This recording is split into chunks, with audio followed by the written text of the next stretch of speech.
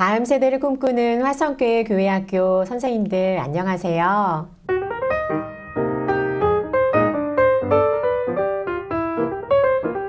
선생님들과 오늘 이렇게 나눌 주제는 구원과 성화라고 하는 주제입니다. 나 이 주제 다 아는데 뭐? 라고 하실 분 계실까요? 네, 다 아신다라고 한다면 한 번 더 되짚어 보시는 시간 되었으면 좋겠고, 또 나는 아직 아리송한데 라고 하시는 분들을 잘 정리하셔서 나의 믿음이 어디에 근거하는지를 확인하는 시간 되셨으면 좋겠습니다. 강의는 첫 번째 파트와 두 번째 파트로 나누어서 앞에서는 구원, 그리고 뒷부분에서는 성화라고 하는 주제를 가지고 공부하도록 하겠습니다. 먼저 제가 사진 한 장을 가져와 봤습니다. 그림 보이시죠? 그림이 말해주는 건 물속에 빠진 사람에게 도움이 필요하다라는 사실을 저희가 발견할 수 있습니다. 그리고 상황을 보니까 스스로는 헤엄쳐서 빠져나올 수 없는 것 같아요. 바깥에서, 외부에서 도움을 주지 않으면 저 사람은 아마 죽게 될 거예요.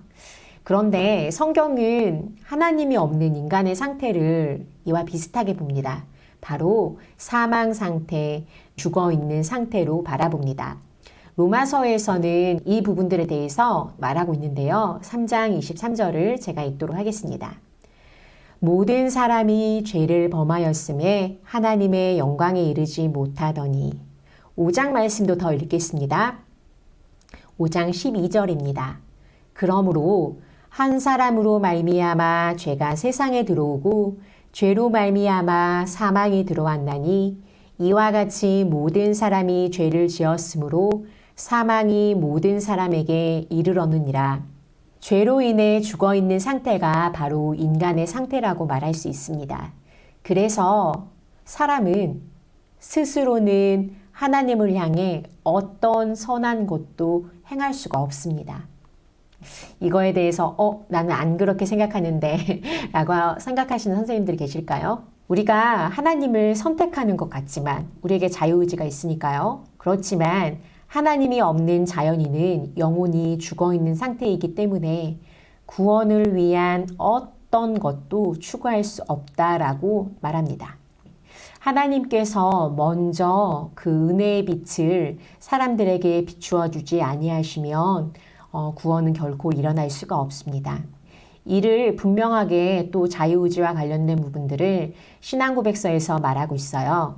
웨스트민스터 신앙고백서 제9장 자유의지 파트에서는 이렇게 규정합니다. 사람은 타락으로 인하여 죄의 상태에 빠져 구원을 가져오는 어떤 영적인 선에 대한 의지를 모두 잃었다. 지금 사람이 가진 자유의지는 죄의 본성에 기울어져 있어 하나님을 선택할 수 있는 그 선한 의지는 다 잃어버렸다라고 말해주고 있습니다. 그렇기 때문에 어떤 죄인이 구원을 받았다라고 하는 것은 사실 죄인에게 있지 아니하고 전적으로 하나님의 사랑하심이요 하나님의 은혜라라고 우리는 말할 수가 있겠습니다. 도입 부분을 선생님들과 이렇게 좀 정리하고서요. 이제 본격적으로 구원이 그러면 도대체 무엇인가? 무엇이라고 구원을 말할 수 있을까? 우리가 좀 생각하겠는데요. 단순히 아이들에게 있잖아. 구원은 죄에서 구해주는 거야. 죄에 빠진 사람을 건져주는 거야. 라고만 말하면 될까요? 그렇게 설명한다면 단순히 제가 유치부에 있는데 유치부 아이들에게 설명하는 수준일 거예요. 그러나 학교를 다니거나 중등부, 고등부에 있는 아이들을 만나는 선생님들은 이 정도 수준으로 아이들의 구원에 대해서 정리해 주기에는 뭔가 아쉬움이 있습니다. 죄에 더해서, 죄의 용서와 더해서 주어지는 복들이 반드시 언급해 줘야 되는데 바로 관계 회복입니다.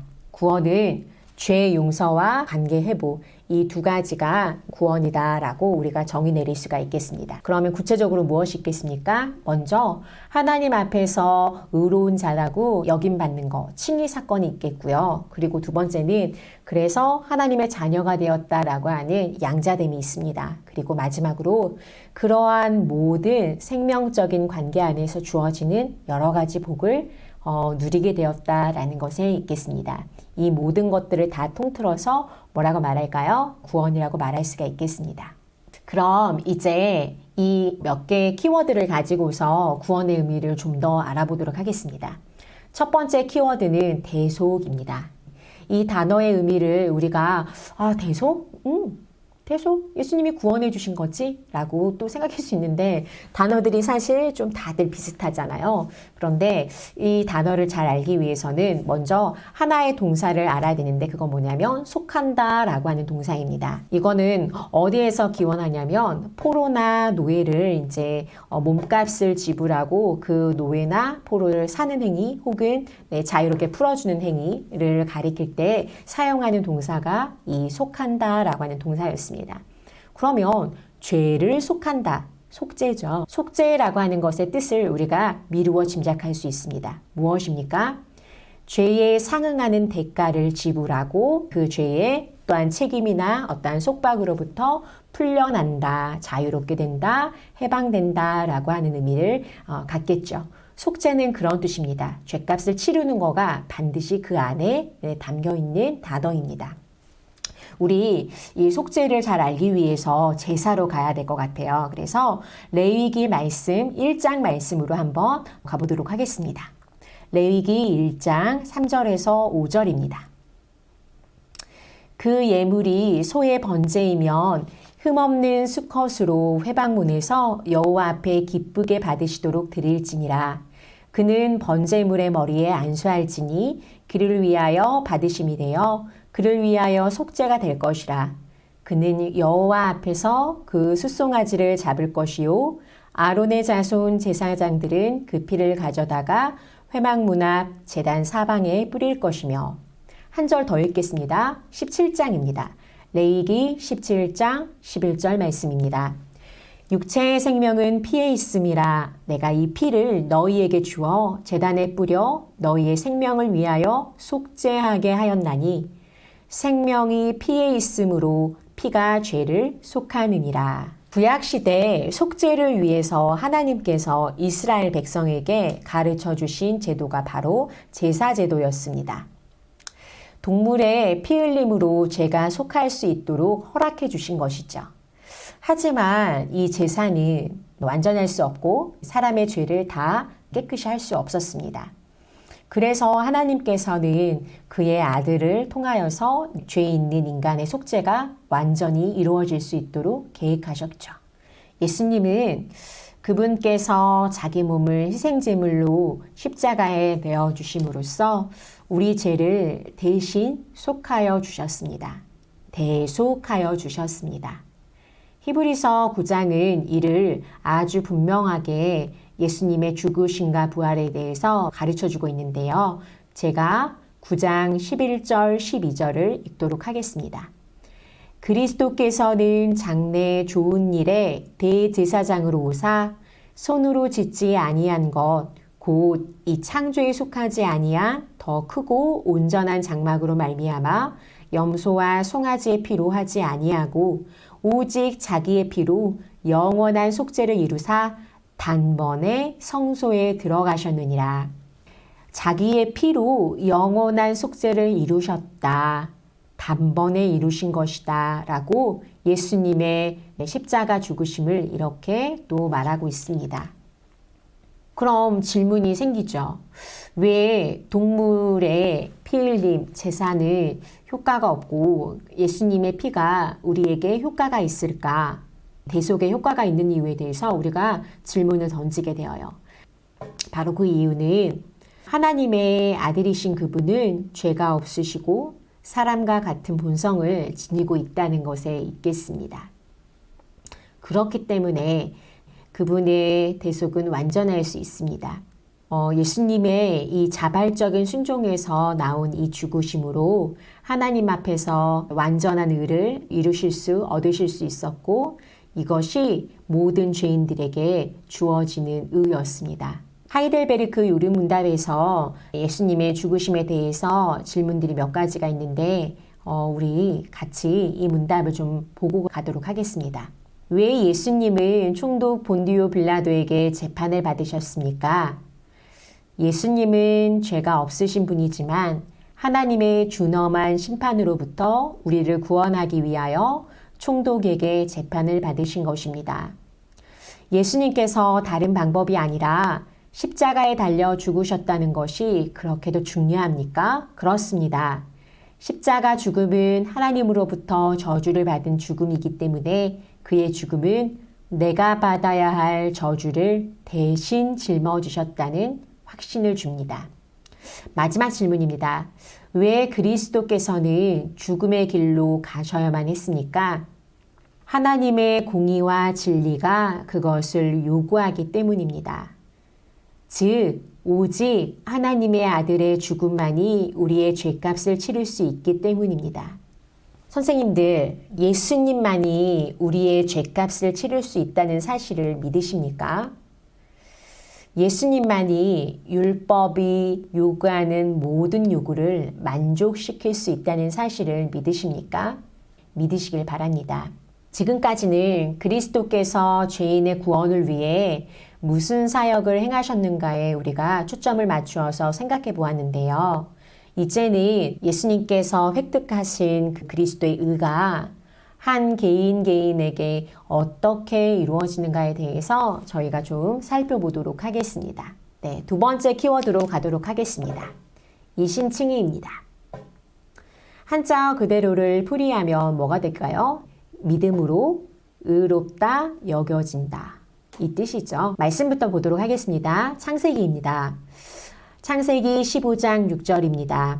아브라함이 여호와를 믿으니 여호와께서 이를 그의 의로 여기시고, 이 신칭의가 처음 언급된 곳이 바로 창세기 아브라함 사건입니다. 하나님께서 아브라함을 계속해서 만들어 가시는데 아브라함이 여호와의 말을 믿었더니 하나님께서 그 믿음을 의로 여겨주셨다라는 것을 처음 언급하고 있습니다. 이제 로마서 말씀을 한번 보도록 하겠습니다. 로마서 3장 21절, 22절입니다.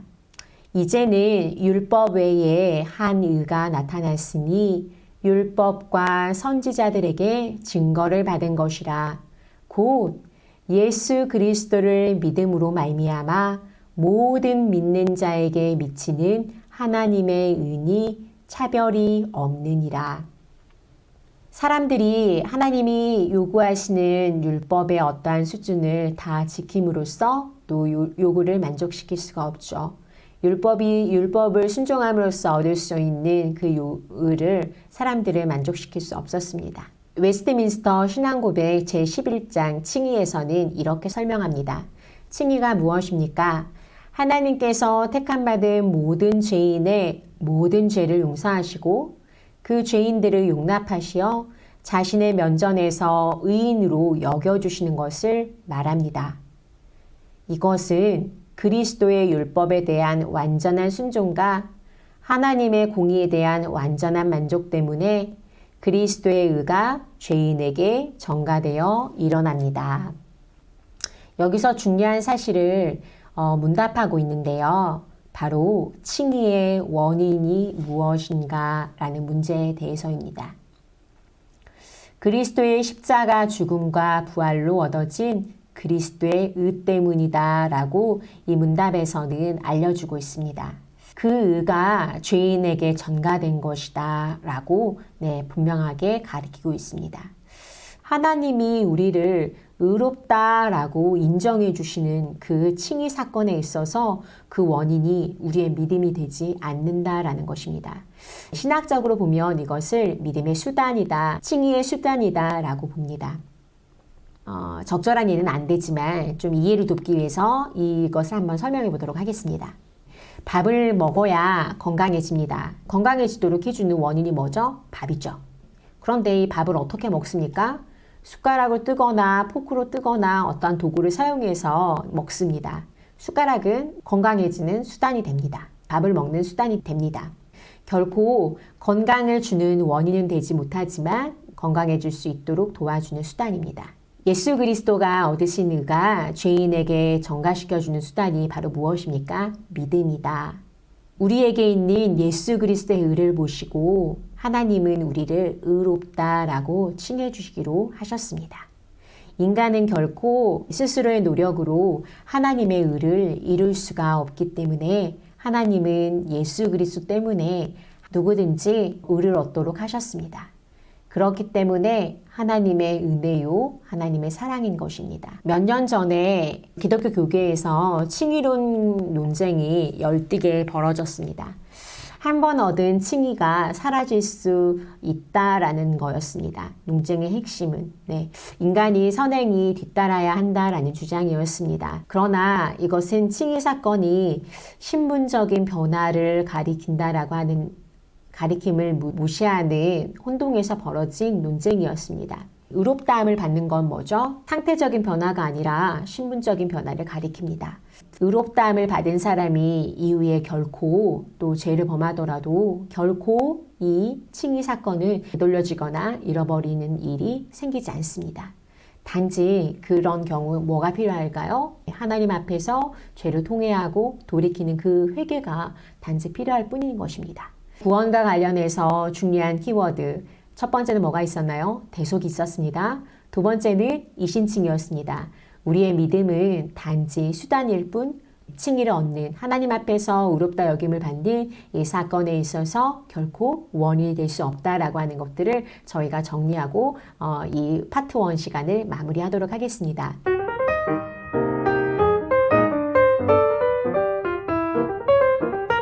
로마서 7장 21절 말씀을 읽음으로 시작하겠는데요. 제가 읽겠습니다. 그러므로 내가 한 법을 깨달았노니 선을 행하기 원하는 나에게 악이 함께 있는 것이로다. 오라 나는 곤고한 사람이로다.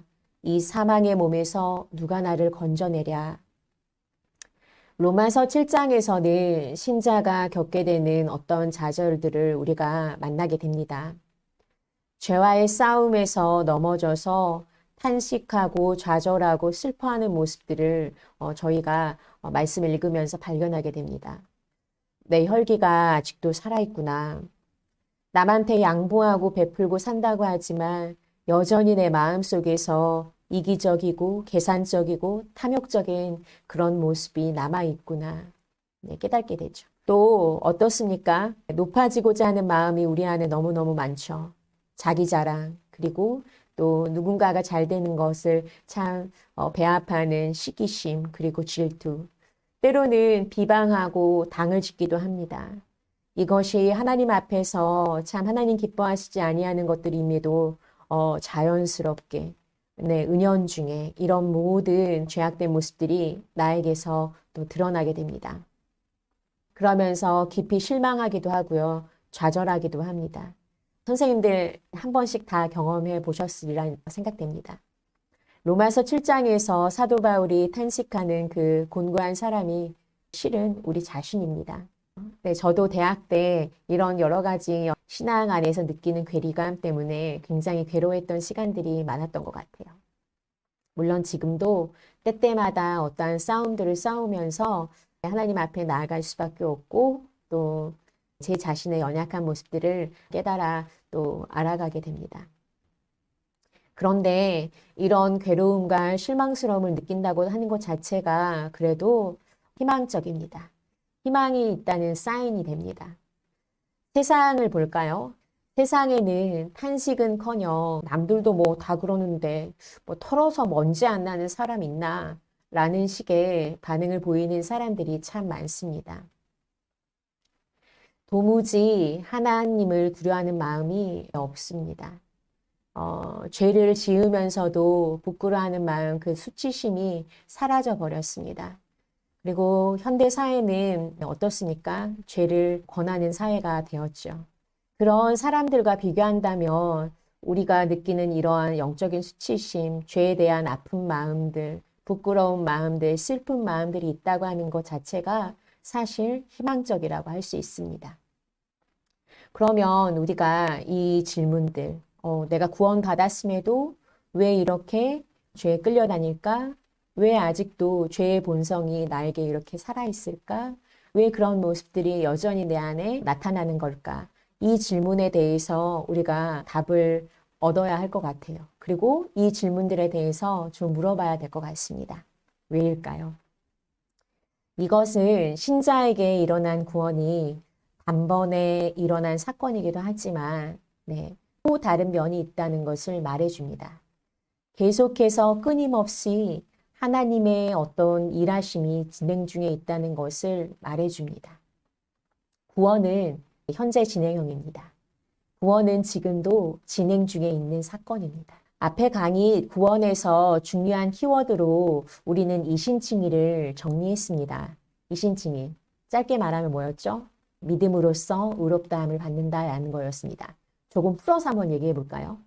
예수 그리스도를 믿음으로써 예수 그리스도의 의가 우리의 의가 되었죠. 또 하나님은 그 예수 그리스도의 의를 보시고 우리를 의롭다라고 칭해 주신다. 그게 바로 이신칭의였습니다. 그렇게 해서 신자에게 주어진 것이 어떤 축복이었죠? 하나님과의 관계 회복, 양자됨이었습니다. 신학적인 용어로 이것을 양자됨이라고 부릅니다. 네, 하나님의 자녀가 되는 것. 바로 여기에 우리가 던졌던 왜라고 하는 거에 대한 답이 담겨 있습니다. 구원의 개념이 신분상의 회복이다. 신분상의 변화를 의미하는 거였다라는 것입니다. 그렇기 때문에 우리의 전 인격의 변화, 지성과 감성과 의지, 지정의 이 모든 것들의 변화가 우리가 가지고 있는 그 구원 개념 안에 있지 않았다는 것입니다. 쉬운 예를 하나 들어볼까요? 어렸을 때 많이 읽은 동화책 중에 왕자와 거지가 있었는데 그 동화책 내용과는 상관없이 단순하게 왕자와 거지가 있다고 합시다. 그러면 거지가 만약에 왕자의 복장을 입는 일이 있다. 왕자의 복장을 입었다라고 할 때 하루아침에 왕자로서의 어떤 채통, 품위, 그리고 격조 있는 말과 행동, 판단, 어떠한 의사결정 방식, 이 모든 거가 그 거지에게서 나올 수 있겠습니까? 네, 없습니다. 마찬가지입니다. 우리의 신분이 변화되었다고 하지만 신분에 걸맞는 사고, 그리고 성품, 행동 방식, 그런 것들이 우리들에게서 나오려면 시간이 꽤나 오래 걸립니다. 우리 안에서 옛사람과 새로 지으심을 받을 이 두 사람 간의 아주 팽팽하고도 끈질긴 그 긴 치열한 싸움이 계속 일어나고 있습니다. 그 과정을 통해서 우리가 점점점 예수 그리스도를 닮은 자로 자라나게 됩니다. 우리는 지금도 자라나고 있습니다. 우리에게서 구원이 지금도 현재 진행 중에 있습니다. 그런데 정말 소망이 되는 건 뭐냐면 이 치열한 싸움에서 절대로 신자는 실패하지 않는다는 것에 있습니다. 실패하지 않는다. 절대로 실패하지 않는다. 네, 사도 바울 선생님은 로마서에서 이렇게 말하고 있습니다. 제가 읽겠습니다. 로마서 8장 2절입니다. 이는 그리스도 예수 안에 있는 생명의 성령의 법이 죄와 사망의 법에서 저를 해방하였습니다. 8장 26절도 읽겠습니다. 이와 같이 성령도 우리의 연약함을 도우시나니 우리는 마땅히 기도할 바를 알지 못하나 오직 성령이 말할 수 없는 탄식으로 우리를 위하여 간구하시느니라. 마지막입니다. 33절과 34절, 마지막 39절까지 읽겠습니다. 누가 능히 하나님께서 택하신 자들을 고발하리요. 의롭다 하시는 이는 하나님이시니 누가 정죄하리요. 죽으실 뿐 아니라 다시 살아나신 이는 그리스도 예수시니 그는 하나님 우편에 계신 자요. 우리를 위하여 간구하신 자시니라. 우리를 우리 주 그리스도 예수 안에 있는 하나님의 사랑에서 끊을 수 없으리라. 아멘입니다. 선생님들 말씀을 같이 읽었을 때 마음이 막 뜨거워지지 않으십니까? 네, 저는 선생님들과 나누는 이 성화라고 하는 주제를 준비하면서 참 많이 울었어요. 그러면서 이 말씀을 읽을 때 정말 성령 하나님께서 지금도 이 변화를 주도적으로 이끌어가고 계시지라는 것 때문에 정말 소망이 되었어요. 네. 이 말씀이 이런 싸움을 싸우고 있는 선생님들 한 분 한 분에게 참 위로와 소망이 되었으면 정말로 좋겠습니다. 금방 읽었던 이 말씀에서 뭘 말하고 있습니까? 네. 우리를 돕는 자가 성령이다라고 말하고 있습니다. 또 예수 그리스도께서 친히 우리를 위해 간구하고 계신다라고 말하고 있습니다. 하나님의 사랑은 어떻습니까? 한번 택하신 자들을 절대로 놓지 않으시는 하나님의 사랑은 어떻습니까? 그 어떤 것도 하나님의 사랑에서 우리를 끊을 수가 없다. 네. 하나님의 사랑이 너무너무 강렬해서 그것을 끊을 수 있는 것들이 아무것도 없다라고 성경은 지금 이렇게 정확하게 우리에게 가르쳐 주고 있습니다. 이 말씀을 우리가 굳게 믿고 이 싸움에서 낭망하거나 주저앉지 않고 하나님을 더욱더욱 의지함으로 나아가야 할 것입니다. 길게 말씀드렸는데요. 이것이 무엇입니까? 성화입니다. 그냥 달라지는 것이 아니라 우리의 인격과 우리 전부를 이루고 있는 영육이 전부 다 변하는 전 인격의 변화가 바로 성화입니다. 지금도 현재적으로 일어나고 있는 구원이라고 할 수 있습니다. 사도 바울 선생님이 강하게 권하는 그 말을 우리가 좀 마음에 새겼으면 좋겠습니다. 에베소서 4장을 읽도록 하겠습니다.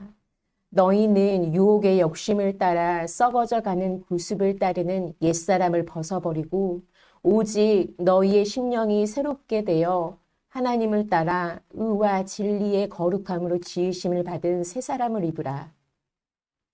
4장 말씀도 같이 읽겠습니다. 4장 13절입니다. 우리가 다 하나님의 아들을 믿는 것과 아는 일에 하나가 되어 온전한 사람을 이루어 그리스도의 장성한 분량이 충만한 데까지 이르리니. 다른 책인 고린도후서에서는 이렇게 권하고 있습니다. 그런즉 사랑하는 자들아 이 약속을 가진 우리는 하나님을 두려워하는 가운데서 거룩함을 온전히 이루어 육과 영의 온갖 더러운 것에서 자신을 깨끗하게 하자. 우리의 목표가 무엇입니까? 우리가 이렇게 치열한 싸움을 싸우고 있는 그 완성된 모습이 어떤 모습이라고 지금 읽은 말씀에서는 알려주고 있습니까? 네, 맞습니다. 의와 진리의 거룩함으로 지으심을 입은 새 사람.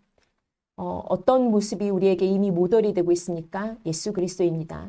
예수 그리스도의 장성한 분량의 충만함까지 이르는 것이 신자의 목표입니다. 신자가 성화되어지는 이 과정 안에서 목표를 삼는 그것이 어디까지입니까? 예수 그리스도에게까지입니다. 절대로 포기하지 마십시오. 거룩함을 향하여서 우리는 지금 달려가고 있습니다. 얼마 전에 주일 설교에서 목사님이 분명히 말씀해 주셨습니다. 뭐라고 말씀해 주셨습니까? 세상은 여러 가지 매스미디어에서 뭐라고 말하고 있습니까? 인생을 즐기는 것이다. 행복을 추구하는 것이다. 네 자신을 믿어라. 여러 가지 성경적이지 않은 그 메시지들이 우리 귀에 쟁쟁하게 울리지만 그것이 아니다라고. 믿는 신자의 삶의 목표는 행복에 있지 않다. 거룩에 있다. 거룩이 신자의 목표이다. 삶의 목표이다라고 목사님께서 말씀하셨죠. 맞습니다. 아멘입니다. 이것들에 대해서 우리 안에 거부감이 있는지, 이것들에 대해서 정말로 100% 동의하면서 아멘이라고 화답하시는지 우리 자신에게 좀 물어봤으면 좋겠습니다. 신자의 삶에 있어서 인생의 목표가 무엇입니까? 네, 거룩입니다. 이제 이 성화라는 주제를 선생님들과 나누면서 마지막 한 가지를 살펴보고서 마무리하겠는데요. 바로 선행입니다.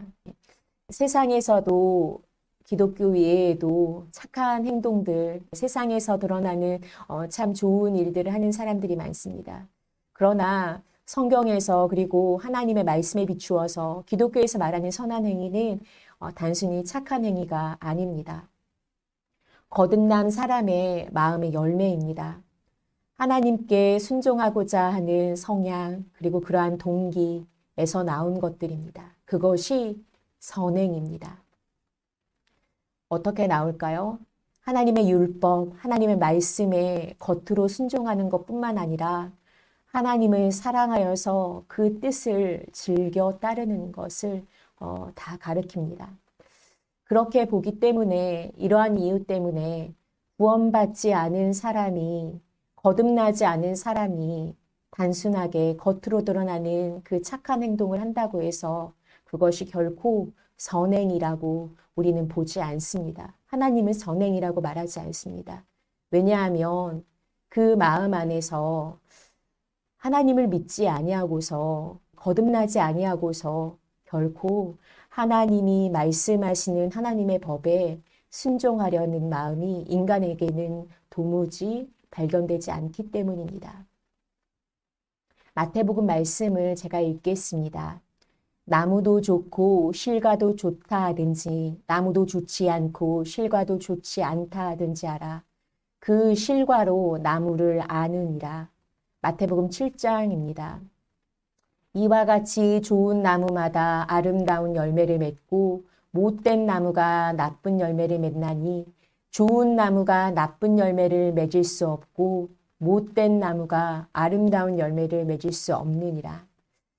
선행의 목표가 뭘까요, 선생님들? 하나님을 바라고자 하는 그 마음에서 출발한 모든 것들이 선행이라고 할 때 선행의 목표는 하나님의 영광이 될 것입니다. 고린도전서 말씀을 제가 한 절 읽겠습니다. 그런즉 먹든지 마시든지 무엇을 하든지 다 하나님의 영광을 위하여 하라. 이제 강의를 마무리하겠는데요. 화성교회 다음 세대를 섬기시는 그 귀중한 직분 가운데 선생님들이 서 계시다라는 것들을 절대로 잊지 않으셨으면 좋겠습니다. 지금은 이 직분이 참으로 보잘것없게 느껴진다라고 할지라도 이 직분을 누가 주셨냐면 하나님께서 우리에게 거룩한 부르심으로 그 자리 가운데 세워주셨습니다. 선생님이 아니면 안 되는 그 아이들 한 명 한 명을 선생님에게 맡겨주시며 세워주신 것입니다. 우리 안에 내가 영적인 부모가 되었다라고 하는 그것이, 그 사명이, 그 정체성이 다시 한번 분명하게 세워지는 그런 시간들이 되었으면 좋겠습니다. 하나님께서 우리 자신을 돌보실 때 끝까지 사랑하셨습니다. 그리고 하나님은 그런 본을 우리에게 보여주셨죠. 너도 그와 같이 하라고. 너도 너에게 맡겨주신 그 어린 양을 향하여서 그와 같이 하라고. 우리가 하나님 말씀 앞에서 두렵고 떨림으로 서는 사람들이었으면 좋겠습니다. 한 영혼 한 영혼을 향하여서 내가 아니면 안 되지. 하나님은 나를 통하여서 일하기를 원하시지. 그 마음으로 말씀을 준비하고 그 마음으로 양떼를 위하여서 기도하고 그 마음으로 하나님 명하시는 그것에 온전히 순종하는 교사들과 그리고 제 자신 그리고 우리 모두가 되었으면 좋겠습니다. 그러할 때 하나님은 분명 그 자리 가운데 거룩한 일들을 놀라운 일들을 역사하시리라 믿습니다. 오늘 구원과 성화 주제 강의는 이것으로 마치도록 하겠습니다. 감사합니다.